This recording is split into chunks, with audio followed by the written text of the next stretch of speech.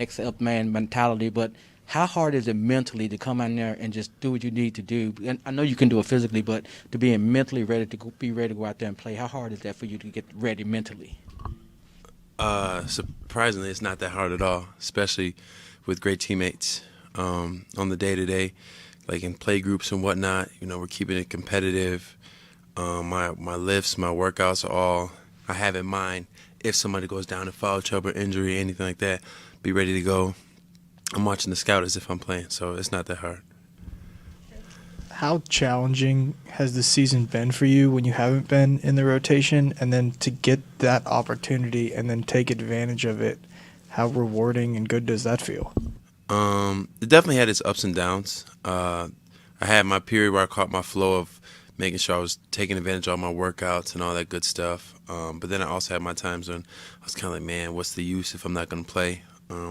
But I was able to lock in for sure and get back on track and do the right things with my diet, with my workouts, and with paying attention to the scouting reports and all that stuff. So coming into today, it was just the fruits of my labor for sure.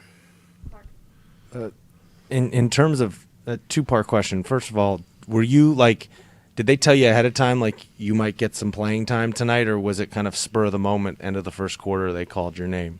A little bit yesterday. There was potential in it, just with the matchups and all that stuff, and seeing if we could find a different solution to limit Cat and his effectiveness in the game, just to be ready, just in case. And then once we were in foul trouble, I was kind of like, okay, I'm probably going to get this time.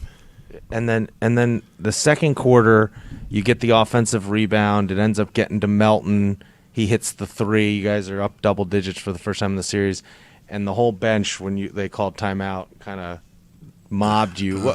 What was that feeling like as just in the moment, a big moment for the team, and you're the one there, the center of attention, so to speak. What was that like? It was hype. I was hype for sure. More so that Mel hit the three, because that's my thing. Whenever I get offensive rebounds, I'm looking for somebody to hit the three, because that's just a momentum, But when everybody ran up to me and whatnot, it was really cool to see all my teammates, hype me up and all that stuff for sure. Hey, X, you was here last year with the playoffs. It wasn't a full building. The energy wasn't the same. So how was the energy today, especially when it was attributed to you and throughout the game? How was the energy, and how did it help you guys, throughout the game?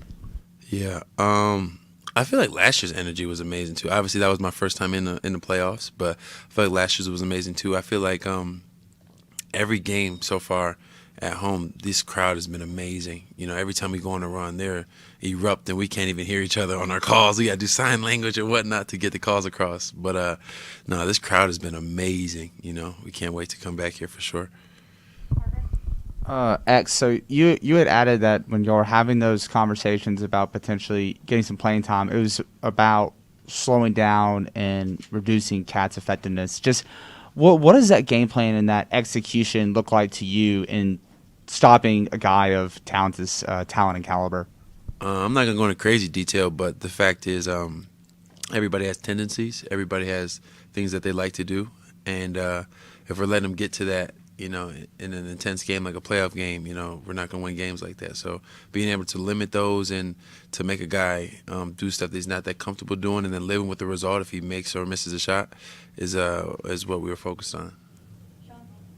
Going off that, how big is it for the bench? You, Kyle, Brandon, D'Anthony, Tyus, first game, it seemed like Minnesota had the advantage. Tonight, clearly Memphis had the advantage. It seems like coming into the series, that was going to be a big area of advantage. How big of a confidence boost is it for y'all knowing y'all had a great game as a collective unit going forward?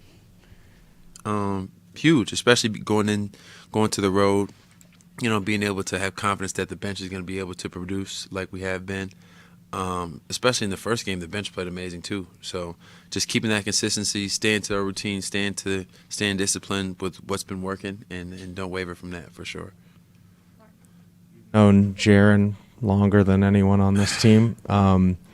He got off to a pretty rough start again, but obviously turned it around in a big way.